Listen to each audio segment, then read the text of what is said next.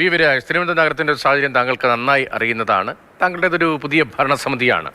എന്ത് ഇടപെടൽ നടത്താൻ കഴിയും? പ്രത്യേകിച്ച് ഈ തമ്പാനൂർ ഭാഗത്തും കിഴക്കേക്കോട്ട ഭാഗത്തും ഇപ്പോൾ പഴവങ്ങാടി ക്ഷേത്രവും പരിസരത്തെയും ദൃശ്യങ്ങളാണ് ആളുകൾ, പ്രേക്ഷകർ ഇപ്പോൾ മാതൃഭൂമി ന്യൂസിലൂടെ കാണുന്നത്. കൈയിട്ടൊക്കെ വാരിയെടുക്കുകയാണ് മാലിന്യം അവിടുത്തെ ശുചീകരണ തൊഴിലാളികൾ. ഇതിനൊക്കെ ഒരു വലിയ മാറ്റം വേണ്ടേ?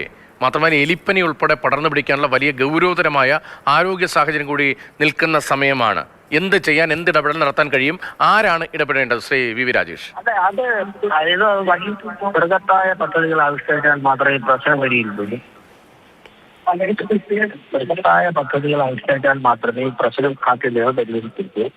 കോർപ്പറേഷനെ ചെയ്യാൻ സാധിക്കുന്ന തരത്തിലുള്ള കാര്യങ്ങൾ 1.5 മാസം മുതൽ ഞങ്ങൾ ആരംഭിച്ചു. ബഹുമാനപ്പെട്ട മുഖ്യമന്ത്രിയുമായി സംസാരിച്ചിട്ടുണ്ട്.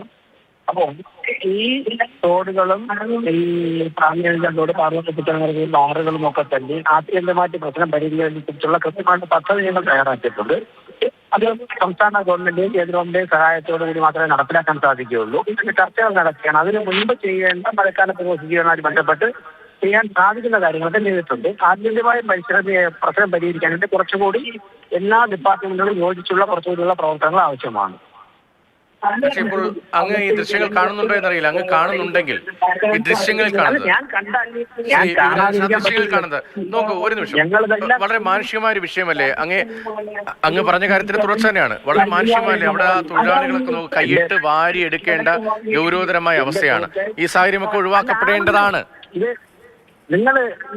നിങ്ങൾ ആവേശം കാണിക്കണ്ട. കാരണം ഈ പ്രശ്നം പരിഹരിക്കണമെങ്കിൽ കൃത്യമായിട്ട് അഡ്രസ് ചെയ്യണം. തിരുവനന്തപുരം നഗരത്തിൽ ഓരോ സമയവും അശാസ്ത്രീയമായിട്ടുണ്ടായ നിർമ്മാണ പ്രവർത്തനങ്ങളാണ് നഗരത്തെ ഗതികേടാക്കിയത്.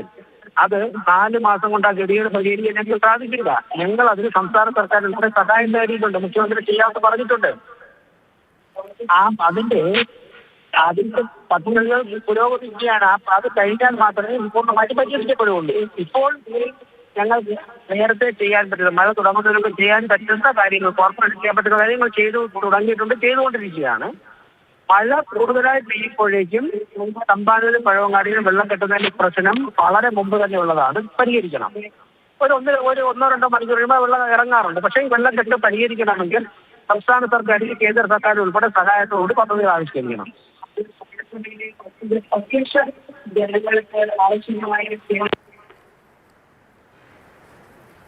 ശബ്ദത്തിൽ വ്യക്തതക്കുറവുണ്ട്, റേഞ്ചിലെല്ലാം. ശ്രീ വി വി രാജേഷ്, അങ്ങ് കേൾക്കാമോ? കട്ടായും തോന്നുന്നു.